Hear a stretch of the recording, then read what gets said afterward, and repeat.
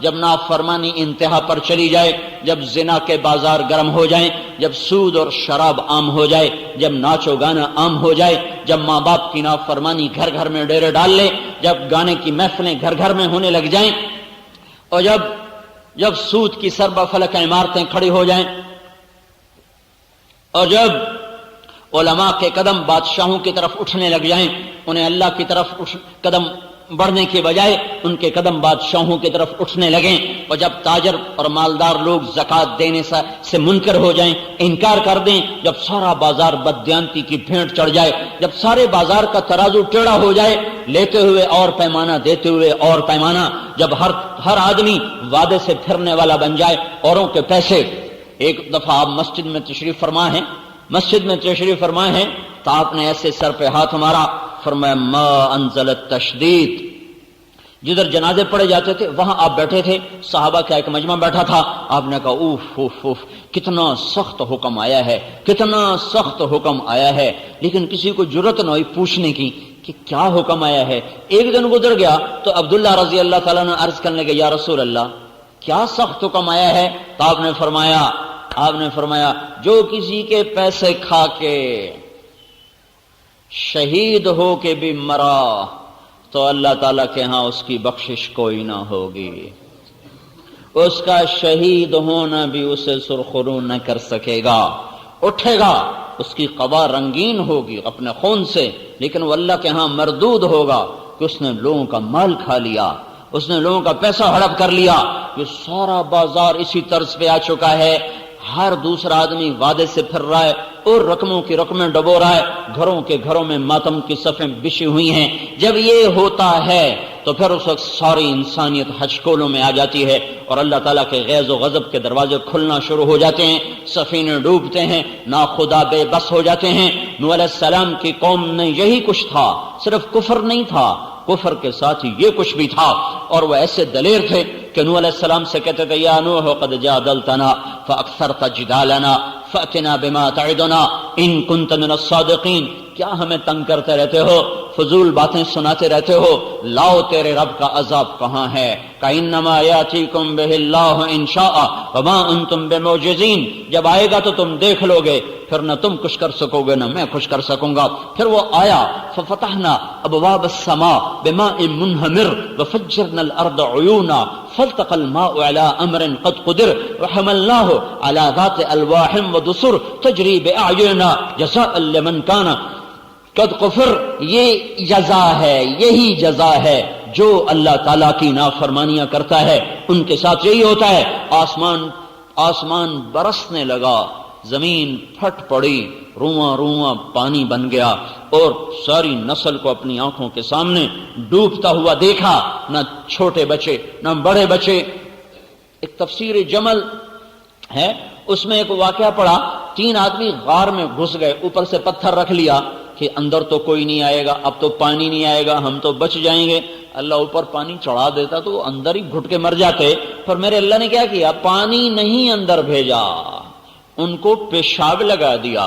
تینوں کو اتنا زور کا پیشاب آیا، پیشاب کرنے بیٹھے، پیشاب چلتا چلتا چلتا چلتا اتنا بہا کہ انہی سے، ان کے ہی پیشاب سے سارا غار بھر گیا، اور اپنے پیشاب میں ڈوب کے اللہ تعالیٰ نے ان کو موت کے گھاٹ اتار دیا۔ سنت اللہ التی قد خلت فی عبادہ، یہی میرے اللہ کی سنت ہے، یہی میرے اللہ کا طریقہ ہے۔ جب قومیں باغی ہوتی ہیں تو اللہ کے عذاب کے در کھلتے ہیں، سفینے ڈوبتے ہیں، ہم اس کشتی پہ سوار ہیں جس کا پیندہ ٹوٹ چکا ہے، یہ پھٹے برابر نہ کیے گئے تو نہ کوئی نیک بچے گا نہ کوئی بد بچے گا، ہر ایک دنیا میں پکڑ میں آئے گا۔ اللہ تعالیٰ نے پہلی قوموں کے واقعات اسی لیے سنائے ہیں۔ ہود علیہ السلام کی قوم نے نعرہ لگایا من اشد منا قوہ، کوئی ہم سے طاقتور ہے تو ہمیں دکھاؤ، جس سے ہمیں ڈراتے ہو کوئی ہم سے طاقتور ہو تو ہمیں بتاؤ، جس سے ہم ڈریں کوئی نہیں ہم سے زیادہ طاقتور۔ میرے اللہ کا جواب آیا اولم یروا ان اللہ الذی خلقهم هو اشد منهم قوة وكانوا بآیاتنا یجحدون فارسلنا علیہم ریحا صرصرا فی ایام نحسات لنذیقهم عذاب الخزي فی الحیاة الدنیا والعذاب الآخرة اخزى وهم لا ينصرون۔ وہ کہنے لگے کہاں ہے، کون ہے، کس سے ڈراتے ہو؟ ہم تو ایٹمی طاقت ہیں، ہمیں کوئی مار سکتا ہے، ہم تو ایٹم بم بنانے والے ہیں، ہم پہ کوئی غالب آ سکتا ہے؟ ہر دور میں انسان پاگل یہی کرتا چلا آیا۔ جب اس کے ہاتھ میں طاقت آتی ہے وہ کہتا ہے میں ہی خدا ہوں۔ آج ایٹمی طاقتیں جو خدائی کے دعوے کر رہی ہیں، یہ آج کی کہانی نہیں، پرانی کہانی ہے، اور یہ ٹوٹیں گے، یہ بھی کوئی نئی کہانی نہیں ہے، یہ بھی پرانی ہی داستان ہے۔ جیسے ہر زمانے کے فرعونوں کو اللہ نے پکڑا، ان فرعونوں کے پکڑے جانے کا وقت آ چکا ہے۔ جیسے ہر زمانے کی ایٹمی طاقتیں جب وہ اللہ کو انہوں نے للکارا اور اللہ تعالیٰ نے پھر ان کو کھلی آنکھوں سے لوگوں کے سامنے عبرت کا نشان بنایا، یہ آج بھی ہوگا اور ہونے کا وقت آ چکا ہے۔ جب اللہ تعالیٰ کی مہلت کا دروازہ بند ہوتا ہے پھر بساط بس لپٹنا ہوتی ہے، پھر اس کے بعد دیر کوئی نہیں ہوتی۔ سارے گھر میں، سارے کمروں میں تانے بانے مکڑی نے بن دیے، ادھر جالا ادھر جالا، ادھر جالا ادھر جالا، صرف یوں ایک جھاڑو اٹھا کر صاف کرنے کی دیر ہے۔ ایک جھاڑو ادھر پھرے گا، ایک ادھر پھرے گا، چھت صاف ہو جائے گی، نہ مکڑیاں رہیں گی نہ جالے رہیں گے۔ دیر اتنی ہے کہ ایک جھاڑو پھیر دیا جائے، وہ جھاڑو پھرنے کا وقت آ چکا ہے۔ یہ بے حیا معاشرہ ہے، اس کے زندہ رہنے کی کوئی آس نہیں ہے۔ جیسے لا علاج مریض کو ہسپتال میں لے جاتے ہیں تو ڈاکٹر کہتے ہیں لا علاج ہے، بس آپ اس کو گھر لے جائیں، جو اس کے زندگی کے دن ہیں وہ گن لے، اس کو اس کے گھر والوں سے ملا دو، بس یہ مرنے کے قریب ہے۔ جب معاشرہ بے حیا ہو جاتا ہے تو اس کا ایک علاج ہے کہ وہ توبہ کریں، وہ توبہ کریں اور وہ اللہ کے سامنے جھک جائیں۔ اگر وہ توبہ نہیں کر رہے اور اگر وہ اللہ کی طرف نہیں جھک رہے تو یہ اب اللہ کے پکڑ میں آ چکے ہیں۔ اذا رأيت الله عز وجل يؤتي العبد على معاصيه من الدنيا فإنما هو استدراج، دنیا کھل رہی ہو، نافرمانی بڑھ رہی ہو تو یہ اللہ کا فضل نہیں ہے، یہ اللہ کی پکڑ ہے، اللہ ان قریب ان کو پکڑنے والا ہے۔ ہر دور میں قوموں نے یہی کہا، ہاں وَمَكَرُوا مَكْرًا وَمَكَرْنَا مَكْرًا وَهُمْ لَا يَشْعُرُونَ۔ ایک صالح علیہ السلام کی قوم ہے، وہ کہہ رہی تم اس کا قصہ نمٹاؤ، یہ صالح کو ہی ختم کرو جو آج کے ہمیں روز نصیحتیں کرتا ہے، تم اس کا قصہ نمٹاؤ اور رات کو آؤ اور اس کا صفایا کرو، اب بس پھر اپنے موج میلا کرو۔ مَكَرُوا مَكْرًا وَمَكَرْنَا مَكْرًا وَهُمْ لَا يَشْعُرُونَ فانظر كيف كان عاقبة مكرهم أنا دمرناهم وقومهم أجمعين فتلك بيوتهم خاوية بما ظلموا إن في ذلك لآية لقوم يعلمون وأنجينا الذين آمنوا وكانوا يتقون۔ صالح علیہ السلام کی قوم نے رات کو مشورہ کیا اس کو ختم کرو تاکہ قصہ ہی صاف ہو جائے۔ ادھر ان کو ختم کرنے کے مشورے ہوئے، ادھر فرشتے نے چیخ ماری اور ان سب کے کلیجے پھٹ گئے۔ تلک بیوتہم خاویہ، دیکھو ان کے گھر ٹوٹے پڑے ہیں۔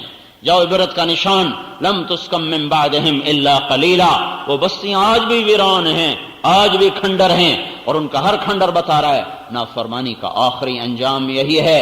فرعون نے بھی کہا تھا هذه الانہار تجری من تحتی افلا تبصرون، الیس لی ملک مصر میرا، وهذه الانہار تجری من تحتی افلا تبصرون۔ ہم جو چاہیں کر دیں، ہر زمانے کی باطل طاقت نے یہی دعویٰ کیا ہے۔ ایمان والے جو تھے نا وہ سر جھکایا کرتے تھے۔ سلیمان علیہ السلام کا تخت جب ہوا میں اڑتا تھا تو ایسے گردن اونچی کر کے نہیں بیٹھتے تھے۔ سلیمان علیہ السلام کا تخت جب ہوا میں اڑتا تھا، دائیں طرف انسان بیٹھتے تھے، بائیں طرف جنات بیٹھتے تھے، اور وہ تخت ہوا میں اڑتا تھا تو سلیمان علیہ السلام اپنی ٹھوڑی کو سینے پر رکھ لیتے، ایسے رکھ لیتے تھے، ایسے عاجزی کے ساتھ۔ جب ایمان والوں کو اللہ طاقت دیتا ہے تو وہ یوں ظاہر کرتے ہیں، یوں سر جھکا دیتے ہیں۔ جب باطل کو طاقت ملتی ہے تو گردن اونچی کرتا ہے، جب وہ زیادہ اونچی کرتا ہے تو وہ ٹوٹ کے گر جاتی ہے، جب وہ زیادہ زور سے زمین پہ پاؤں مارتا ہے تو وہ پاؤں کاٹ دیا جاتا ہے، اس پاؤں کو توڑ دیا جاتا ہے۔ یہی میرے اللہ کی سنت ہے، یہی میرے اللہ کا طریقہ ہے۔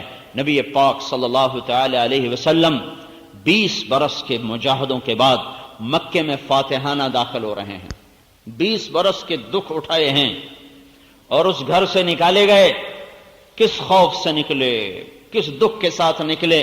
جب آپ نے یوں مکے کی وادی پر ایک نظر ڈالی تو ارشاد فرمایا یا مکہ ما اطیبک من بلد واحبک الی، اے مکہ تو مجھے کتنا پیارا ہے، تو مجھے کتنا محبوب ہے. لولا ان قومی اخرجونی منک لما سکنت غیرک، تیری اگر میری قوم مجھے تجھ سے جدا نہ کرتی تو میں تجھے چھوڑ کے کبھی نہ جاتا. ان جذبات کے ساتھ آپ نکلے، غار میں چھپے، راہیں بدلیں. اس غم کی تسلی کے لیے قرآن آیا ان الذی فرض علیک القرآن لرادک الی معاد. آپ غم نہ کریں، جس رب نے آپ پر قرآن اتارا ہے وہی آپ کو مکے واپس لائے گا، عزت کے ساتھ لائے گا. اور وہ دن آ گیا. 8 برس کے بعد اللہ نے وہ دن دکھایا. 8 ہجری میں آپ مکے میں فاتحانہ داخل ہوئے تو آپ بھی ایسے سر اونچا کر کے داخل ہوتے. نہیں نہیں نہیں، پھلدار شاخ ہمیشہ جھکتی ہے. جس شاخ پہ پھل نہیں ہوتا وہ اوپر، جس پہ پھل ہوتا ہے وہ نیچے. تو آپ کے 10 لشکر ابو سفیان کو اوپر چوٹی پر روکا، عباس بن عبد المطلب ساتھ کھڑے کر دیے. پہلا لشکر گزرا خالد بن ولید کا 1000 کا. انہیں ابو سفیان کو دیکھ کے نعرہ لگایا اللہ اکبر. انہیں کہا یہ کون ہے؟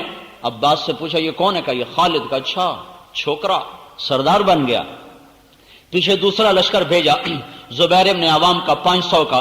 انہوں نے دیکھ کر کہا اللہ اکبر. کہا یہ کون ہے؟ کہا زبیر. کہا اچھا، تیری بہن کا بیٹا، صفیہ کا بیٹا؟ کہا ہاں. واہ، یہ بھی سردار بن گیا. تیسرا لشکر ابو ذر غفاری رضی اللہ تعالیٰ عنہ، مکے میں مار کھانے والے اور مر کے بچنے والے 300 کا لشکر. انہیں ابو سفیان کو دیکھ کر کہا اللہ اکبر. کہ یہ کون ہے؟ کہ یہ بنو غفار ہے. کہ مالی والے غفار. پھر آپ نے اس کے پیچھے چوتھا لشکر بھیجا تو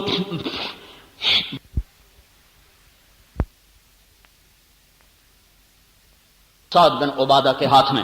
جب یہ لشکر گزرا اور گرد و غبار اور اس میں عمر کی آواز کڑکتی ہوئی تو ابو سفیان کہنے لگے یہ کس کی آواز ہے؟ کہا یہ عمر کی آواز ہے. کہا واہ واہ، یہ بنو عدی کو بھی پر لگ گئے. بنو عدی حضرت عمر کا قبیلہ ہے اور یہ بہت مختصر کمزور قبیلہ تھا قریش کا. تو ابو سفیان نے حقارت سے کہا اچھا، بنو عدی کو بھی پر لگ گئے، عمر جیسا صفیں درست کر رہا ہو.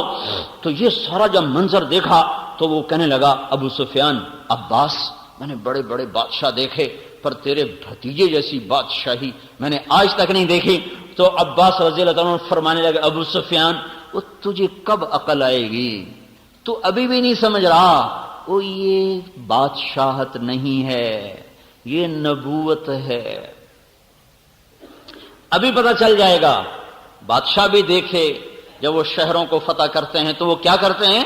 ان الملوک اذا دخلوا قرية افسدوها وجعلوا عزة اهلها اذلة وكذلك يفعلون. جب بادشاہ شہروں کو فتح کرتے ہیں تو وہ عزت داروں کو ذلیل کر دیتے ہیں، خون کی ندیاں بہا دیتے ہیں.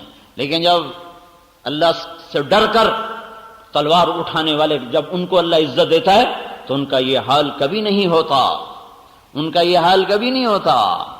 یہ بادشاہوں کی ریت ہے. بامیان کی لڑائی میں چنگیز خان کا پوتا چغتائی کا بیٹا، چنگیز خان کے 4 بیٹے تھے، جوجی بڑا، اغدائی چھوٹا، چغتائی اس سے چھوٹا، طلوئی سب سے چھوٹا. چغتائی کا بیٹا قتل ہوا تو بدبخت وہ خیمے میں بیٹھا تھا. جب اس کی لاش لائی گئی تو اس نے سب کو کمرے سے نکال دیا، خیمے سے نکال دیا. پھر تھوڑی دیر کے بعد خود شمشیر لے کر نکلا اور خود آ کر اس نے بامیان پہ حملہ کیا. جب فتح ہوا تو ان کی عادت تھی بوڑھوں کو قتل کر دیتے تھے، بوڑھے مرد عورت قتل کر کے، بچوں کو قتل کر کے، جوان مرد لڑکے لڑکیوں کو، مرد عورتوں کو غلام بناتے تھے. لیکن جب بامیان فتح ہوا تو اس نے کہا جس کی آنکھ میں روشنی ہے اسے زندہ نہ چھوڑا جائے، آج میرے پوتے کا بدلہ لیا جائے گا. انہوں نے کتے اور بلے بھی ذبح کر دی. سارے بامیان میں سے 5 آدمی بچے تھے، 5 کسی تہ خانے میں چھپ گئے تھے. باقی سارا شہر نہ انسان چھوڑا، نہ مرغے چھوڑے، نہ جانور چھوڑے، نہ کتے چھوڑے، نہ بلے چھوڑے، سب کو ذبح کر دیا. اگر چوہا بھی نظر آیا تو اس سے بھی انہوں نے تلوار سے اڑا دیا. ایسا ظلم و ستم انہوں نے کیا.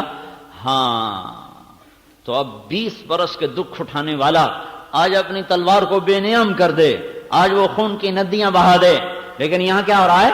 جب سعد بن عبادہ آخری لشکر گزرا تو ابو سفیان کو دیکھ کر کہنے گیا ابو سفیان الیوم یوم الملحمہ، آج بڑا گرم دن ہے، اليوم تستحل الحرمہ، آج بیت اللہ کی حرمت اٹھا دی جائے گی، آج قریش کے خون سے تلواریں رنگین ہوگی۔ اوہو، اتنے میں ہمارے نبی تشریف لائے، تو اب آپ کی آمد دیکھو فاتحانہ، تو آپ کی ٹھوڑی مبارک، سلیمان علیہ السلام تو ٹھوڑی لگاتے تھے نا سینے کے ساتھ، ہمارے نبی نے ایک قدم اس سے آگے رکھا ہوا تھا، آپ کی ٹھوڑی مبارک لگی ہوئی تھی اونٹنی کے پالان کے ساتھ، ایسے جھکے ہوئے تھے، ٹھوڑی مبارک کو، یہ تھوڑی تواضع ہے، اور پالان نیچے ہوتا ہے، اس کا ایک ہننا ہوتا ہے وہ اوپر ہوتا ہے۔ اب نہ آپ لوگ اونٹ جانو، نہ ہننے جانو، نہ پالان جانو، میں اونٹ پہ بھی چڑھا ہوں، کھوتے پہ بھی چڑھا ہوں، گھوڑے بھی بھگائے ہیں، بچپن کی زندگی تو دیہات میں گزری، ساری سواریاں بھگائی ہیں، صرف خچر پہ نہیں چڑھا، باقی کھوتے بھی بھگائے، گھوڑے بھی بھگائے، اونٹ بھی بھگائے۔ تو وہ ہننا ہوتا ہے وہ ایسے ہوتا ہے، تو آپ کی ٹھوڑی مبارک یہاں لگی تھی، اتنا نیچے جھکے ہوئے تھے۔ ہاں، اہل ایمان کے ہاتھ میں جب رزق آتا ہے، اقتدار آتا ہے، وہ اکڑتے نہیں ہیں، وہ ایٹمی طاقتوں کی طرح یہ نہیں کہتے ہم جو چاہیں کر دیں۔ میں یہ کہہ رہا تھا، یہ پھنسنے کا وقت ہے، جب طاقتور لوگ یوں کہنا شروع کر دیں ہم جو چاہیں کر دیں، تو سمجھو کہ ان کے ختم ہونے کا وقت آ چکا ہے، وہ اپنے پھندے میں خود پھنس چکے ہیں۔ تو جب آپ قریب آئے تو آپ کی زبان مبارک پر کیا الفاظ تھے؟ لا الہ الا اللہ وحدہ نصر عبدہ انجز وعدہ وہزم الاحزاب وحدہ۔ آج میرے اللہ کی تعریف ہے، وہی اکیلا وحدہ لا شریک معبود ہے، جس نے اپنے وعدے کو سچا کیا، بندے کی مدد کی، لشکروں کو شکست دی اور اپنے ماننے والوں کو عزت دی۔ آج جو کیا میرے اللہ نے کیا۔ یہ کہتے ہوئے جب آپ ابو سفیان کے قریب آئے تو ابو سفیان نے اوپر سے کہا الیوم یوم الملحمہ، یا رسول اللہ کیا آج گرم دن ہے؟ کیا آج خون بہانے کا دن ہے؟ تو آپ نے جواب دیا الیوم یوم المرحمہ، آج خون بہانے کا دن نہیں ہے، آج معاف کرنے کا دن ہے۔ تو وہ کہنے لگے تو آپ کے جھنڈے والا تو کہہ رہا ہے آج خون بہانے کا دن ہے۔ تو حضرت ابو بکر نے کہا یا رسول اللہ، سعد بن عبادہ غصے والے ہیں، تلوار میں تیزی ہے، مجھے ڈر ہے کہ ان کی تلوار کہیں زیادہ نہ چل جائے، آپ ان سے جھنڈا واپس لے لیں، جھنڈا کسی اور کو دیں۔ قربان اللہ کے محبوب کی حکمت تدبیر۔ تو آپ نے سوچا اب جھنڈا کسی اور کو دوں، انصار کا سب سے بڑا سردار، وہ اگرچہ منہ سے کچھ نہ کہے گا پر اس کا دل تو کٹ کے رہ جائے گا۔ تو آپ نے ان کے بیٹے کا انتخاب فرمایا، قیس بن سعد کو، ان کو بلا کر فرمایا جاؤ ابا سے کہو جھنڈا تیرے حوالے کر دو۔ تو بیٹے کو دیتے ہوئے تکلیف نہیں ہوگی، ہیں کتنی خوبصورت حکمت کی بات ہے۔ تو آپ وہ گئے کہ ابا اللہ کے نبی فرما رہے ہیں جھنڈا میرے سپرد کرو۔ تو انہوں نے ارشاد فرمایا کوئی نشانی لے کر آؤ تب حوالے کروں۔ یہ جھنڈے کی تما نہیں ہے، یہ نسبت کی تما ہے۔ یہ جھنڈے کی تما میں نہیں گیا کہ جھنڈا میرے ہاتھے چوے، جی میں ساڑھے وزیرانو ہے نا جھنڈے والی کار میں لب جائے میں جی میں بھی ہو جائے۔ یہ تما ہے نسبت کی کہ مجھے نسبت ملی رہے کہ میں نبی کے جھنڈے کا اٹھانے والا ہوں۔ تو جب ان کا یا رسول اللہ وہ تو نشانی مانگ رہے ہیں، تو آپ نے اپنی پگڑی کو اتارا، کہا جاؤ اس کو حوالے کرو کہ یہ پگڑی نشانی ہے۔ تو عمامہ لے کر آئے، دیکھتی سر جھکا دیا، قسماً وطاعتا، قربان میں ابھی حاضر۔ جھنڈا اپنے بیٹے کو پکڑایا اور خود پیچھے چلے گئے۔ جب اللہ کے نیک بندے، جب اللہ سے ڈرنے والے وہ اقتدار پر آتے ہیں تو وہ یہ منظر دکھاتے ہیں، اور جب باطل طاقتیں یا ایمان والے جن کے دل مر چکے ہوں، اندھے ہو چکے ہوں، جب ان کے ہاتھ میں اقتدار آتا ہے تو وہ منظر دکھاتے ہیں جو آج کی طاقتیں دکھا رہی ہیں۔ ان سب کی ہلاکت کا وقت آ گیا ہے۔ جب فرعون نے کہا تھا انا ربکم الاعلی، تو پھر اللہ نے اٹھا کے اسے سمندر میں پھینکا تھا۔ جب شداد نے کہا تھا میں یہیں جنت بناؤں گا، تب اللہ تعالیٰ نے اسے زیر زمین پہنچایا تھا۔ جب قارون نے کہا تھا انما اوتیتہ علی علم عندی، میرا اپنا ہے یہ سب کچھ، رب کون ہے دینے والا، میں نے خود بنایا ہے، تو اللہ نے خزانوں سمیت زمین میں دھنسایا تھا۔ اور جب عاد کی قوم نے کہا تھا من اشد منا قوہ، کوئی ہے ہم سے طاقتور تو دکھاؤ، تو پھر اللہ تعالیٰ نے ہواؤں کے دروازے کھولے تھے۔ تو میرے بھائیو، نافرمانی اس وقت انتہا پر ہے، اس وقت ہر گناہ کی فصل تیار ہو چکی ہے، ہر فصل پک چکی ہے، ہارویسٹر پڑے گا اور یہ دھرتی صاف ہوگی جب بے حیائی باہر آ جائے دروازوں سے باہر، جب بازاروں میں بھی موسیقی ہو، اور جب سکرین پر ننگے ناچ ہو رہے ہوں، جب گھر گھر ننگے ناچ دیکھے جا رہے ہوں، جب بازاروں میں بھی ننگی تصویریں اور بڑے بڑے پوسٹر ان کے آویزاں ہو چکے ہوں، جب بیٹیوں کے تن سے کپڑے اتر جائیں اور وہ عریانیت کی اور کھلا ہوا پیکر بن کے دیکھنے والوں کو پتہ نہیں ضمیر مر گئے یا دل مر گئے یا آنکھیں پتھر ہو گئیں، پتہ نہیں کیا ہوا ہے، کچھ تو ہوا ہے، کچھ تو ہوا ہے۔ کب آنکھیں کھلیں گی؟ اتنے بڑے زلزلوں نے بھی آنکھیں نہ کھولی، تو اس کے بعد اب مزید کیا ہونے والا ہے، کیا ہوگا؟ اس لیے میں اس وقت سے پکار رہا ہوں، دوڑو دوڑو دوڑو، ففروا الی اللہ، ففروا الی اللہ، دوڑو اللہ کی طرف، دوڑو اللہ کی طرف، اور کوئی پناہ نہیں ہے۔ نافرمانی نے پھٹے اکھاڑ دیے ہیں، اور اللہ تعالیٰ کے محبوب صلی اللہ تعالی علیہ وسلم کی ایک مثال خوبصورت، اپنی جان بچانی ہو، ایمان بچانا ہو اور اپنی عزت آبرو اولاد کو بچانا ہو تو بھائیو گھروں کو چھوڑ دو اور نکلو تبلیغ میں، اور ایک ایک کی منت کر کے ان کو توبہ کے راستے پر لاؤ۔ میرے محبوب نے فرمایا مثل القائم فی حدود اللہ والواقع فیہا کمثل قوم استہموا علی سفینۃ فصار بعضهم اعلاها وبعضهم اسفلها۔ ایک قوم کی مثال دی جو کشتی میں سوار ہیں، کچھ اوپر کے حصے میں کچھ نیچے کے حصے میں ہیں۔ جو نیچے والے ہیں اذا استقوا الماء مروا علی من فوقهم، پینے کا پانی اوپر ہے، نیچے کوئی نہیں۔ نیچے والے بیٹھ کے مشورہ کرتے ہیں یار یہ اوپر جانے میں تکلیف ہے، پھٹا توڑو نیچے سے پانی نکالو، پھٹا توڑو نیچے سے پانی نکالو۔ یہ خبر اوپر جاتی ہے کہ نیچے والے پانی پینے کے لیے پھٹا توڑنے لگے ہیں۔ اب اگر ان اخذوا علی ایدیہم نجوا ونجوا جمیعا وان ترکوہم ہلکوا وہلکوا جمیعا، اگر اوپر بیٹھنے والوں نے یہ کہا توڑنے دو پھٹا، کوئی ہمارا تھوڑا ہی توڑ رہے ہیں، کوئی ہمارا توڑ رہے ہیں، ہمارا پھٹا تو ٹھیک ہے، میں تو فرسٹ کلاس کے کیبن میں بیٹھا ہوا ہوں۔ میں اس حدیث کو ایک سمندر کے سفر سے جتنا سمجھا ہوں اتنا کسی کتاب اور شرح سے نہیں سمجھا۔ ایک سمندری سفر کیا تھا بیلجیم سے انگلینڈ 4 گھنٹے کا، اور سمندر میں طوفان تھا اور جہاز بہت بڑا تھا، اس مسجد سے بھی بڑا جہاز تھا، 4 گنا اس سے بڑا جہاز ہوگا۔ اس سفر سے یہ حدیث میری آنکھوں کے سامنے کھلی ہے کہ اللہ کے نبی نے کتنی خوبصورت مثال سے تبلیغ کی اہمیت کو سمجھایا اور نافرمانوں کو روکنے کو سمجھایا کہ یہ کتنا اہم کام ہے۔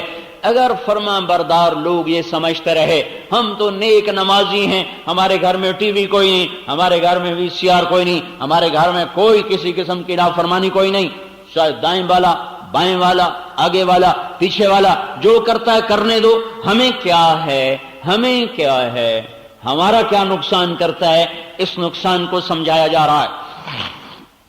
اوپر آواز پہنچی، وہ نیچے پھٹا توڑ رہے ہیں، تو اوپر والے کیا کہیں؟ توڑنے دو، کوئی ہمارا توڑ رہے ہیں، ہمارا کیا ہے، میں تو فرسٹ کلاس کے کیبن میں بیٹھا ہوں، میرے لیے تو کھانا بھی آ رہا ہے، چائے بھی آ رہی۔ اگر ایسا ہو گیا تو تھوڑی دیر کے بعد پتہ چلے گا کہ نیچے والے ڈوب گئے اور فرسٹ کلاس کے ڈوبنے کا وقت آ گیا ہے۔ اب پانی اسے نگلنا شروع ہو چکا ہے اور کشتی تہ کی طرف جا رہی ہے۔ اب ویلا کام نہ آئے گا، اب اوپر والے بھی ڈوبیں گے، نیچے والے بھی ڈوبیں گے۔ اوپر والے نیک لوگوں کی مثال، نیچے والے نافرمان لوگوں کی مثال۔ اوپر والے لوگ یہ کہیں جو نماز نہیں پڑھتا ہماری کیا، جو شراب پیتا ہے ہمیں کیا، جو زنا کرتا ہے ہمیں کیا، جو سود کھاتا ہے ہمیں کیا، جو جھوٹ بولتا ہے ہمیں کیا، جو ماں باپ کا نافرمان ہے تو میری کوئی سردردی ہے، میرا کوئی ٹھیکہ ہے۔ اگر یہ ہوتا رہا تو پھر جب زنا کی فصل کٹے گی پاک دامن بھی کٹیں گے، جب سود کی فصل کٹے گی تو حلال کھانے والے بھی کٹیں گے، جب شرابیوں پہ کوڑا برسے گا تو پانی پینے والوں پر بھی برسے گا۔ پھر مسجد بھی گر گئی، مندر بھی گر گئے، گھر بھی گر گئے۔ دریا نے نہ نیک چھوڑا نہ بد چھوڑا، زمین نہ نیک چھوڑتی ہے نہ بد چھوڑتی ہے۔ موت کے بعد اپنی اپنی نیتوں پر فیصلہ ہوگا، وہ موت کے بعد ہے۔ لیکن زمین کی پکڑ سے بچنے کے لیے اللہ تعالیٰ کے نبی نے خوبصورت مثال دی ہے کہ انہیں روکو، انہیں روکو، انہیں روکو، انہیں روکو، ورنہ ان کی ہلاکت کے ساتھ تم بھی ہلاک ہو جاؤ گے۔ تو مجھے یہ خیال آتا ہے جس وقت وہ ہمارا جہاز ہچکولے کھا رہا تھا، ہم فرسٹ کلاس سے نیچے تھے، تو اوپر شراب خانہ تھا، اس لیے ہم نے اوپر نئی جگہ لی، اوپر شراب خانہ تھا، اس سے نیچے والا کھلا ایسے ہال کمرہ تھا، اس میں ہم بیٹھے ہوئے تھے، اور اتنا اونچا تھا کہ ہمارے نیچے ایک سطح تھی، اس سے نیچے اس کا پیندا تھا جس میں کوئی 30-40 بڑے بڑے 22 ویل کے ٹرالے کھڑے ہوئے تھے، اتنی اونچائی پر تھے۔ جب پانی کی موج آ کر ایسے تھپڑ مارتی تھی نا تو شیشے کے ساتھ آ کر لہریں ٹکراتی تھی اور پورا جہاز رکوع میں چلا جاتا تھا۔ ادھر سے موج اٹھتی ادھر کر دیتی، ادھر سے موج اٹھتی ادھر کر دیتی، اس طرح 4 گھنٹے ہمارے لیے 40 سال بن گئے تھے۔ لگتا تھا جیسے ساحل پر جا کر ہم لگیں گے ہی نہیں۔ اس وقت میں اگر کوئی آ کر ہمیں کہتا کہ نیچے ایک آدمی پھٹا توڑ رہا ہے، تو میری جگہ آپ ہوتے تو آپ کیا کرتے؟ کوئی ہوتا جو یہ کہتا توڑنے دو ہمیں کیا ہے، توڑنے دو ہمیں کیا ہے، پڑے تھے اور الٹی سیدھی حرکتیں کر رہے تھے، فوراً میں نیچے آ گیا۔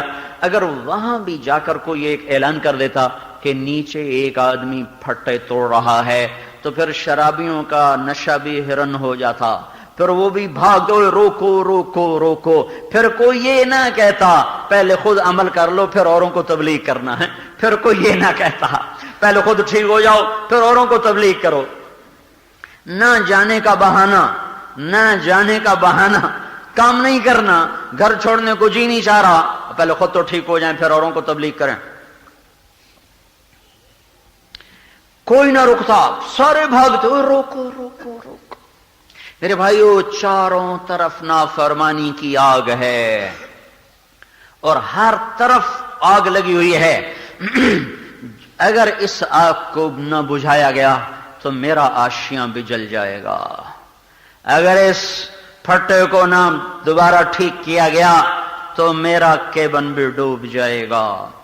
یہ اتنی خوبصورت مثال ہے تبلیغ کی عظمت کو بیان کرنے کے لیے کہ کسی کے لیے گنجائش نہیں۔ پھر سمندر کی مثال اس لیے دی کہ عرب کے لوگ سمندری سفر سے ڈرتے تھے، انہوں نے پانی دیکھا ہی نہیں تھا، پانی سے وہ گھبراتے تھے، پانی ان کی بہت بڑی کمزوری تھی کہ دیکھتے ڈرتے تھے، سرد صحرا جنگل پہاڑ تو پانی سے گھبراتے تھے۔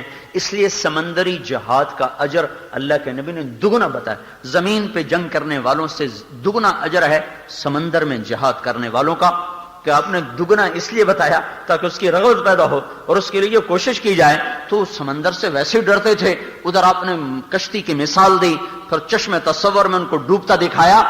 تو چونکہ میں نے ایک سمندری سفر کیا اور خوش قسمتی سے ایک طوفان بھی دیکھا، پھر اس حدیث کو بھی پڑھا ہوا ہے، ان دونوں کو جب میں نے آپس میں جوڑا تو میرے اوپر ساری شروحات ایک طرف رہ گئیں اور وہ میرا سفر ایک طرف، کہ میں دیکھتا ہوں کہ اس تبلیغ کے کام کے بغیر حفاظت نہیں ہے، اس تبلیغ کے کام کے بغیر نجات نہیں ہے۔ جب سفینہ ڈوبے گا سارے ڈوب جائیں گے۔ ہاں، اللہ کا وعدہ ہے وَأَنْجَيْنَا الَّذِينَ يَنْهَوْنَ عَنِ السُّوءِ، جو اوروں کو برائی سے روکنے کی کوشش کر رہے ہوں گے اللہ ان کی حفاظت فرمائے گا، اللہ ان کو بچائے گا۔ تو میرے بھائیو، میں تو کب سے عرض کر رہا ہوں، کب سے شور مچا رہا ہوں، نافرمانی کی فصل کٹنے پر آ چکی ہے، اس کو اب مرنا ہے۔ یہ جراثیم اپنی زندگی پوری کر چکے ہیں۔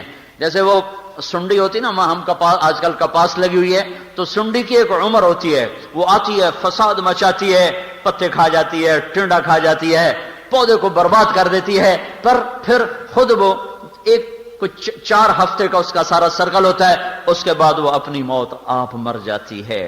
ایسے ہی نافرمانی کی ایک عمر ہے، ایک زندگی ہے، وہ پوری ہو چکی ہے، وہ ختم ہونے کا ہے، آخری سانسوں پر ہے۔ میں شور مچا رہا ہوں، واپس آ جاؤ، واپس آ جاؤ، واپس آ جاؤ، یہ سفینہ ڈوبنے والا ہے۔ اس کشتی کے بعد باندھ پھٹ چکے ہیں، اس کے پیندوں میں سوراخ ہو چکے ہیں اور موجیں اس کو نگلنے کے لیے تیار ہیں، صرف ایک اشارے کا انتظار ہے، اوپر سے امر آئے گا اور یہ سب زیر و زبر ہوگا، اور یہ سب جب کسی کو پانی بہائے، کسی کو ہوا اڑائے، کسی کو زمین نگل جائے، کسی کو فرشتے کی چیخ آئے، جو بھی ہو یہ کرنا میرے اللہ کا کام ہے۔ جب دنیا زنا سے بھری اللہ نے اسے صاف کیا، جب دنیا ظلم و ستم سے بھری اللہ نے اسے صاف کیا، جب دنیا لواطت سے بھری اللہ نے اسے صاف کیا، جب دنیا بددیانتی اور خیانت سے بھری اللہ نے اسے صاف کیا۔ بے حیائی اور بددیانتی دو معاشروں کو سب سے شدید پکڑائی ہے۔ شعیب علیہ السلام کی قوم بددیانت تھی، جو ہمارے فیصل آباد کا تاجر کر رہا ہے، جو لاہور، پنڈی، پشاور، ملتان، کراچی کے تاجر کر رہے ہیں کہ پیسہ کمانے کے لیے ہر چیز کو داؤ پہ لگا چکے ہیں۔ نہ عزت ہے، نہ قول ہے، نہ وعدہ ہے، نہ شریعت ہے، نہ وفا ہے۔ مال کمانا ہے، جیسے مرضی کماؤ۔ شعیب علیہ السلام کی قوم کا یہی مذہب تھا۔ أتأمرك صلاتك أن نترك ما يعبد آباؤنا وأن نفعل في أموالنا ما نشاء إنك لأنت الحليم الرشيد۔ بڑا آیا نیک پاک بزرگ، چل مسجد میں بیٹھ کے اللہ کر، ہمارے کاروبار میں مت دخل دے، ہم جو چاہیں مرضی کریں، اپنا مال ہے۔ ساری دنیا کی منڈیوں پہ قبضہ کیا۔ اور میرے بھائیو، اللہ کو اپنے بندوں سے بڑا پیار ہے، چاہے کافر ہی کیوں نہ ہو۔ اپنے ہاتھوں سے جو بنایا ہے، جبھی تو نبی بھیجے، جبھی تو رسول بھیجے، جبھی تو سمجھانے والے بھیجے۔ جو لوگوں کے چولہے بجھاتا ہے اللہ تعالیٰ کا اس پر غیظ و غضب نازل ہوتا ہے۔ اللہ تعالیٰ نے سود کے خلاف اعلان جنگ کیوں کیا ہے؟ زانی کے خلاف کوئی نہیں، وہ بھی گناہ ہے۔ شرابی کے خلاف کوئی نہیں، وہ بھی گناہ ہے۔ کافر کے خلاف کوئی نہیں، کافر تو سب سے بڑا مجرم ہے، مشرک سب سے بڑا مجرم ہے۔ پر اللہ تعالیٰ نے کہا سود کھانے والے کو بتا دو میرا اور میرے رسول کا تمہارے خلاف اعلان جنگ ہے۔ کیوں ہے؟ کہ سود کھانے والے لوگوں کے چولہے بجھا دیتے ہیں، ان کے منہ سے نوالے چھین لیتے ہیں، ان کے زرق برق جو لباس ہیں وہ غریبوں کے خون کے چھینٹوں سے سرخ ہوتے ہیں، ان کے چہروں کی لالی وہ غریبوں کا چوسا ہوا خون ہوتا ہے، ان کے گھروں کے چراغاں میں غریبوں کا خون جل رہا ہوتا ہے، ان کی کمائی نہیں ہوتی۔ تو اللہ تعالیٰ کو اپنے بندوں سے پیار ہے۔ اعلان جنگ ہے میرا سود کے خلاف۔ اعلان جنگ شعیب علیہ السلام کی قوم نے یہی کیا تھا، غریبوں کا رزق چھین لیا تھا بددیانتی کے ساتھ۔ زمین میں زلزلہ آیا، ایک عذاب، زلزلہ آیا، ایک عذاب، اوپر سائبان کی طرح بادل چھایا اور اس میں سے آگ برسی، یہ دوسرا عذاب۔ زمین کپ کپائی، فرشتے کی چیخ آئی، آسمان سے آگ برسی۔ اللہ نے 3 عذابوں میں ان کو پکڑا اور ان کی ساری منڈی کو جلا کے راکھ بنا دیا۔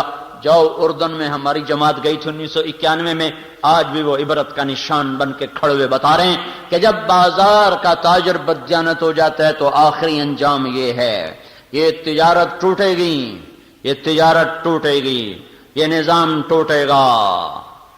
اور پھر دوسرا بے حیا معاشرہ تھا لوط علیہ السلام کی قوم کا، جن پر اللہ نے 5 عذاب کٹھے برسائے۔ 5 عذاب کسی قوم پر نہیں آئے۔ بے حیا معاشرے کو تنبیہ کی جا رہی ہے۔ زمین میں زلزلہ آیا، چہرے مسخ کر دیے گئے، فطمسنا اعینہم، فرشتے کی چیخ آئی، آسمان سے پتھر برسے، جعلنا عالیہا سافلہا، اوپر کا نیچے، نیچے کا اوپر کر دیا گیا اور پٹخ کے زمین پر مارا اور 70 مربع میل میں پانی نکل آیا۔ 70 مربع میل میں پھیلا ہوا شہر اللہ نے چند منٹوں میں انہیں پتھر مار کے چہرے پہلے ہی مسخ کیے۔ زلزلہ، فرشتے کی چیخ، اوپر سے پتھر، اوپر کا نیچے، نیچے کا اوپر، اور پھر مستقل ان پر عذاب کی شکل قائم کر دی کہ وہ ڈیڈ سی کہلاتا ہے کہ کوئی چیز وہاں زندہ نہیں رہ سکتی، اتنا گندا پانی ہے بحر مردار کا۔ سب سے زیادہ اس بے حیا معاشرے پر اللہ تعالیٰ نے عذاب کی کوڑے برسائے۔ 5 قسم کے عذاب آئے۔ تو خیانت اس وقت سارے بازاروں میں ابل رہی ہے، اور بے حیائی کے گٹر ابل کے انہوں نے دیہات کیا، شہر کیا، سب کو اپنی لپیٹ میں لیا ہوا ہے۔ یہ صاف ہوں گے، اس دھرتی کو صاف ہونا ہے. خزاں ہمیشہ نہیں رہتی، بہار ضرور آتی ہے. بارشیں کتنی ہی لمبی ہو جائیں موسم ضرور کھلتا ہے. گھٹا کتنی ہی گھنگور کیوں نہ ہو، آخر آخر آخر کو جا کر آسمان چمکتا ہے. یہ سارا معاشرہ اپنی بے حیائی کی حدوں کو چھو چکا ہے. آگے حد کوئی نہیں ہے. اب انہیں غاروں میں جانا ہے، اب انہیں ہلاکتوں میں جانا ہے. اب ان کے لیے ذلت کا لباس آئے گا، اب ان کے لیے عذاب کے کوڑے برسیں گے، اب ان کے لیے غضب کی بجلیاں کڑکیں گی. توبہ کرنے والے اور لوگوں کو بچانے والے بچا لیے جائیں گے اور باقیوں پر رندہ پھر جائے گا. اگر اللہ زندہ حی قیوم موجود ہے تو یہ ہوگا. اور یہاں اگر کی بات نہیں ہے، اللہ تو ہے ہی. میں اور آپ ہیں اگر مگر، ہم ہیں آنے والے، مٹنے والے، مرنے والے. وہ تو ہے، تو تھا، وہ تو رہے گا.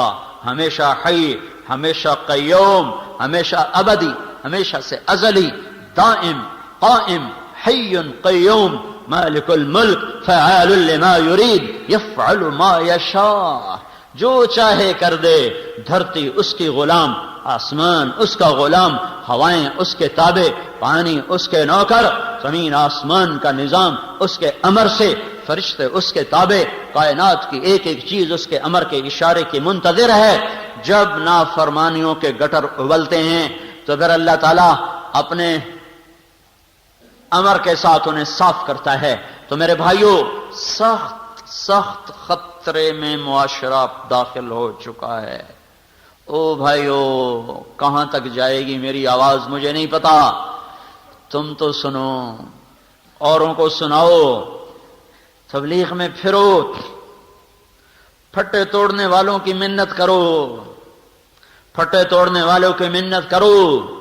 ایک آدمی نے اگر نماز چھوڑ دی، ساری کالونی کا پھٹا ٹوٹ گیا، سارے شہر کا پھٹا ٹوٹ گیا.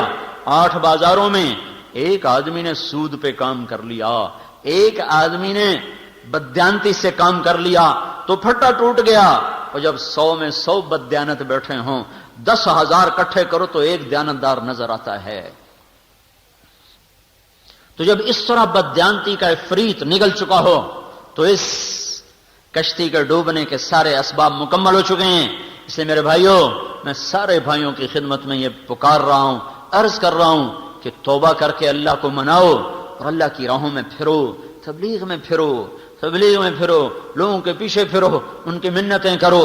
یہ اس وقت گھروں میں بیٹھنے کا وقت نہ نیکوں کے لیے ہے، نہ بد کے لیے ہے، نہ تاجر کے لیے ہے. سب سے بڑی عبادت اس وقت لوگوں کے پیچھے پھر کر ان کو تیار کرنا ہے. یہ امت نبیوں والا کام لے کر آئی ہے. یہ امت حضرت محمد صلی اللہ علیہ وسلم کی نائب بن کر آئی ہے. ساری دنیا میں پیغام حق کی آواز لگانا اس امت کے ذمے ہے. ان کا بیٹھ جانا ان کی زندگی کا سب سے بڑا جرم ہے. داؤد علیہ السلام نے ایک دن مقرر کر دیا کہ آج دن میں کسی کو نہیں ملوں گا، بیٹھ کے اللہ اللہ کروں گا. دروازے بند کر لیے، دیواریں اونچی کر دیں اور اندر بیٹھ کے اپنا ذکر میں شروع ہو گئے. اللہ نے 2 فرشتے انسانی شکل میں اوپر سے اندر اتار دیے. داؤد علیہ السلام پریشان، ففزع منہم، یہ کہاں سے آ گئے؟ تالا بند، دروازہ بند، دیواریں اونچی، سیڑھی کوئی نہیں، یہ اندر آئے کیسے؟ کلا تخف خصمان بغا بعضنا علی بعض، آپ ڈرے نہیں، ہمارا جھگڑا ہو گیا ہے، اب ہمارا جھگڑا طے کر دیں، فیصلہ کر دیں. کا کیا ہے؟ کہ یہ میرا بھائی ہے، لہو 99 نعجہ اور میں ولی نعجۃ واحدہ، اس کی 99 بھیڑیں، میری ایک بھیڑ. فقال اکفلنیھا وعزنی فی الخطاب، کہتا تیری ہے کہ بھی میں ہی لے لینی ہے، تو چھاڑ دیتے میں نے دے دے. تو آپ ذرا فیصلہ کریں، ہم میں جھوٹا کون ہے، سچا کون ہے؟ یہ فیصلہ تو ایک بچہ بھی کر سکتا ہے. بھائی تو ظالم ہے. داؤد علیہ السلام کے پاس یہ فیصلہ بھجوایا کیوں گیا کہ داؤد تو دروازے بند کر کے بیٹھنے نہیں آیا. اگر تجھے خلوت کا شوق ہے نا تو رات کو اٹھ جا، اگر تجھے ذکر کا شوق ہے تو رات کو اٹھ جا.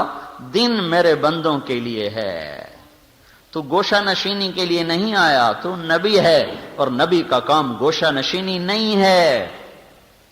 بے شک خلوت بڑی ضروری ہے، اللہ کے ساتھ تنہائی میں باتیں کرنا بہت ضروری ہیں، پر اللہ نے اپنے نبی سے کہہ دیا وہ رات کو کیا کر، دن میں نہ کیا کر.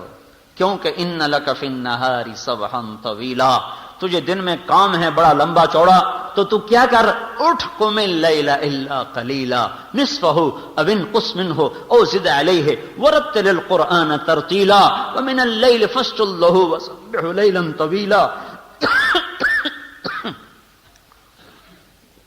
ومن اللیل فتہجد بہ نافلۃ لک عسى ان یبعثک ربک مقاما محمودا۔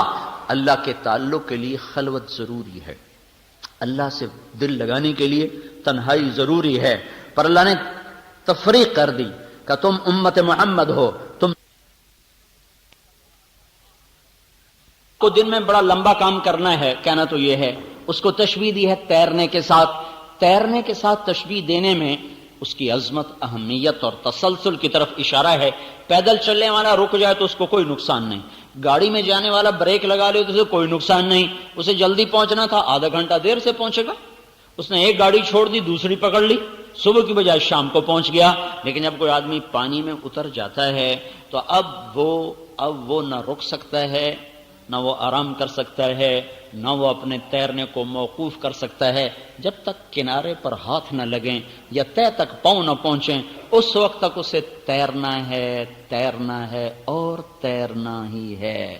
اگر وہ سست ہوا تو پانی بہا کے لے جائے گا، اگر وہ رک گیا تو پانی کی موجوں کی نظر ہو جائے گا، اگر وہ ٹھہر گیا تو تہ اس کی قبر بن جائے گی۔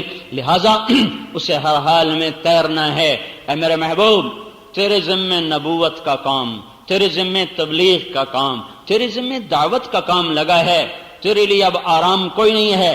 تو چل اور چل اور چل اس مانجھی کی طرح جسے جب تک کنارہ نہ نظر آئے اور جب تک اس کی کشتی کنارے پر لنگر انداز نہ ہو، اس کا ہاتھ چپو کو چلاتا رہتا ہے، وہ اور پتوار ساتھی بن جاتے ہیں۔ جب تک کشتی کنارے نہ لگے اس کا ہاتھ اور پتوار حرکت میں رہتے ہیں، یہاں تک کہ کشتی لنگر انداز ہوتی ہے، تب جا کر منزل آتی ہے۔ میرے محبوب، تیرے لیے آرام کوئی نہیں ہے، چلو چلو۔ اے امت محمد، تمہارے لیے آرام کوئی نہیں ہے، تیرتے جاؤ یہاں تک کہ کنارے پر پاؤں لگ جائیں۔ وہ کنارہ کیا ہے؟ وَاعْبُدْ رَبَّكَ حَتَّى يَأْتِيَكَ الْيَقِينُ۔ وہ موت ہے۔ جب موت آئے گی تو آج تمہاری چھٹی ہو گئی، موت تک پھرنا ہے، دعوت ہی دعوت ہے۔ تبلیغ کی عظمت کو ایک لفظ سے، ادھر حدیث ادھر یہ لفظ، ان دو لفظوں میں غور کرو تو بیٹھنے کی گنجائش نظر نہیں آتی۔ ہم اس کشتی کے مسافر ہیں جسے توڑا جا رہا ہے۔ اور یہاں بھی دیکھو عجیب بات، اللہ نے بھی تیرنے سے تشبیہ دی اور اللہ کے نبی نے بھی پانی میں کھڑا کر کے کشتی سے تشبیہ دی۔ اللہ رسول ایک ہی جگہ پر کھڑے ہوئے ہیں، اللہ اس کے رسول ایک ہی مضمون کو ایک ہی تشبیہ کے ساتھ اور مثال کے ساتھ بیان فرما رہے ہیں۔ وہاں بھی ڈوبنے کا تصور ہے، یہاں بھی ڈوبنے کا تصور ہے، وہاں بھی تیرنے کا تصور ہے، یہاں بھی تیرنے کا تصور ہے۔ یہ دونوں آپس میں ملی ہوئی ہیں۔ یہ لفظ سبحن طویلا اور یہ حدیث بخاری، ان دونوں میں ایسی خوبصورت مطابقت ہے کہ جیسے پانی میں تیرنے والے کے لیے جہد مسلسل ہے، یہ امت محمد الرسول اللہ کی رسالت کا اقرار کرنے کے بعد اور آپ کو آخری نبی ماننے کے بعد اب ان کے لیے یہ کوئی گنجائش نہیں ہے کہ یوں اسلام مٹتا ہو اور یوں مسلمان کی بیٹی گھنگرو باندھ کے ناچ رہی ہو، ناچ دیکھنے والا بھی کلمہ گو ہو، نچانے والے بھی کلمہ گو ہوں اور ناچنے والے بھی کلمہ گو ہو، زنا کے اڈے چلانے والوں کا بھی یہ دعویٰ ہو کہ ہم کلمہ پڑھتے ہیں، اور شراب بیچنے والوں کا بھی دعویٰ ہو کہ ہم کلمہ پڑھتے ہیں، اور مسجدوں کو اجاڑنے والوں کا بھی یہ دعویٰ ہو کہ ہم کلمہ گو ہیں۔ جب یہ حال ہو جائے تو اس وقت مسجد میں بیٹھنے کی گنجائش نہیں، چل جائے کہ دکان۔ اب پھرو ان لک فی النہار سبحا طویلا، تیرے لیے لمبا تیرنا ہے انسانوں میں۔ کب تک؟ جب تک کنارہ نہ آئے۔ وہ کنارہ کیا ہے؟ موت۔ جب تک اللہ کا پیغام نہ کہ بس آ جاؤ اب چھٹی ہے۔ یا ایھا المدثر قم فانذر وربک فکبر وثیابک فطہر والرجز فہجر ولا تمنن تستکثر۔ جب یہ آیات اتری تو آپ نے کہا خدیجہ میرا بستر لپیٹ دے، میرے آرام کے دن گئے۔ میرے اللہ نے کہا ہے اٹھ جا اور میں اپنی قوم کو میری طرف بلا۔ خدیجہ میں کس سے بلاؤں، میری کون سنے گا؟ تو حضرت خدیجہ نے، اللہ ان کو جزا دے، انہوں نے عرض کی یا رسول اللہ آپ دعوت دینے میں پہل کریں، میں قبول کرنے میں پہل کرتے۔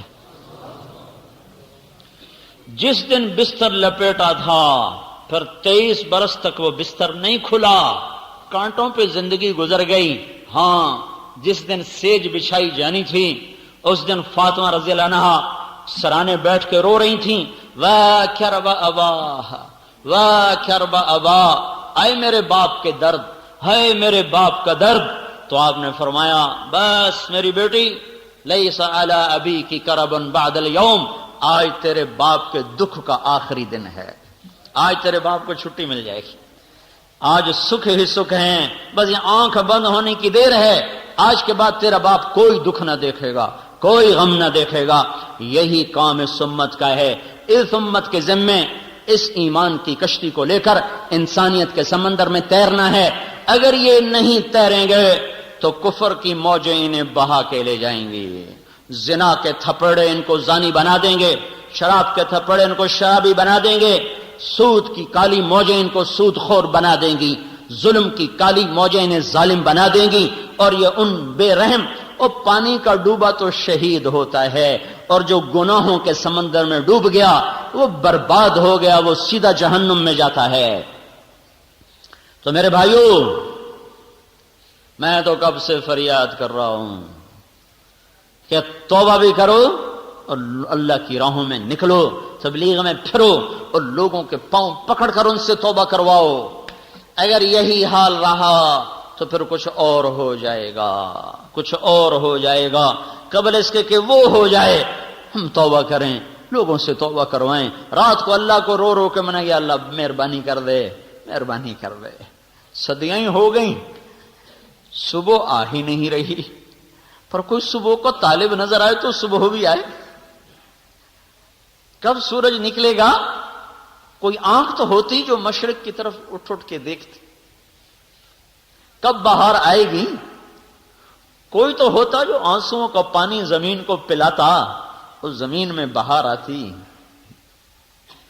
لیکن جب سونا ہی سونا ہو، بیدار ہونے والی آنکھ ہی کوئی نہ ہو، تو خزاں کب چھٹے گی پھر؟ تو قبل اس کے کہ کوئی اور تھپڑ لگ جائے، کوئی اور نقشہ قائم ہو جائے، بھائیو نکلو نکلو اور نکلو اور لوگوں کو نکالو اللہ کی راہوں میں. توبہ کرو، مسجدیں بھرو، دکانوں کو، گھروں کو نافرمانی کی چیزوں سے پاک کرو. جو توبہ کریں گے اللہ انہیں چمکائے گا، بچائے گا. اور جو اسی غفلت میں رہ گئے، پتہ نہیں آنے والے کل میں کیا ہوگا. ان ربک فعال لما یرید، وہ جو چاہتا ہے کر دیتا ہے. ہم تو عاجز اور بے بس ہیں، ہمارے ہاتھ میں تو کچھ بھی نہیں. تو تم تو توبہ کر کے اٹھو یہاں سے. کرتے ہو نا؟ ایک دفعہ کہہ دو یا اللہ میری توبہ، ایک دفعہ اور کہہ دو یا اللہ میری توبہ، ایک دفعہ اور کہہ دو یا اللہ میری توبہ. زمین و آسمان میں اپنی تدبیر کو، تقدیر کو، ارادوں کو نافذ کرنے والے اللہ، اے بحر و بر پر بغیر مشاورت کے، بغیر شرکت کے حکومت کرنے والے اللہ، اپنے فیصلوں کو نافذ کرنے والے، اپنے فیصلوں کو پورا کرنے والے، ساری کائنات کے یا اللہ تن تنہا مالک وحدہ لا شریک اللہ. ہم تیری صفات کو نہ بیان کر سکتے ہیں، نہ تصور میں لا سکتے ہیں، نہ احاطہ کر سکتے ہیں. تیرے محبوب نے بھی تیری تعریف میں عرض کیا تھا لا نحصی ثناء علیک، اے مولا ہم تیری تعریف کا احاطہ نہیں کر سکتے. انت کما اثنیت علی نفسک، تو جیسا ہے جیسے تو نے اپنی ثنا کو بیان کیا ہے، ہم ویسے ہی ان تمام جملہ صفات و ثنا کے ساتھ ہم تجھ پر ایمان لائے. یا اللہ ہم تیرے کمزور حقیر فقیر بندے ہیں، تو شہنشاہ اعظم ہے. ہم میرے مولا مجبور ہیں، تو میرے مولا مختار ہے، جابر ہے. ہم ضرورتوں کے غلام ہیں، تو ہر ضرورت سے پاک ہے. ہم زمان و مکان کے پابند ہیں، تو زمان و مکان سے پاک ہے میرے مولا. ہم کھانے پینے کے محتاج ہیں، تو کھانے پینے سے پاک ہے میرے مولا. ہم تھکن کے، آرام کے، نیند کے بندھنوں میں پھنسے ہوئے میرے مولا، تو تھکن سے بھی پاک ہے، نیند سے بھی پاک ہے، اونگ سے بھی پاک ہے. ہمیں حالات ہم پر اثر انداز ہوتے ہیں، تو ہر حال سے پاک ذات ہے. صدمے ہمیں رلاتے ہیں، دکھ ہمیں درد مند کرتے ہیں، تو ہر قسم کے حال سے پاک ذات ہے میرے مولا۔ ہم اپنے سارے دکھوں کے ساتھ، غموں کے ساتھ، اپنی اجڑی ہوئی دنیا لے کر، اجڑا ہوا دین لے کر تیرے در پر سائل فقیر بن کر حاضر ہوئے ہیں میرے مولا۔ تو ہماری حاضری پر نظر کرم فرما دے، ہماری حاضری پر نظر کرم فرما دے۔ یہ اس قابل ہی نہیں کہ یا اللہ ہم اس پر کوئی قبولیت کا دعویٰ کر سکیں، تو بس تیرے در پر درخواست کرتے ہیں کہ اپنی نظر کرم کو متوجہ کر دے۔ تیرے محبوب کی امت پہ اوکھی گھڑیاں آئی ہوئی ہیں میرے مولا، ہر طرف سے مصیبتیں مصیبتیں ہیں، آفات ہی آفات ہیں، راحتیں ہم سے روٹھ گئی ہیں، امن چین رخصت ہو گیا ہے، انسان انسان کو کھا رہا ہے، درندے بنے ہوئے میرے مولا، ہر طرف ظالم دندناتے پھر رہے ہیں، فرعون للکارتے پھر رہے ہیں۔ تیرے نیک بندوں پر زمین تنگ ہو گئی، تیرے غریب بندوں پر یا اللہ جہان سکڑ اور سمٹ کے رہ گیا ہے۔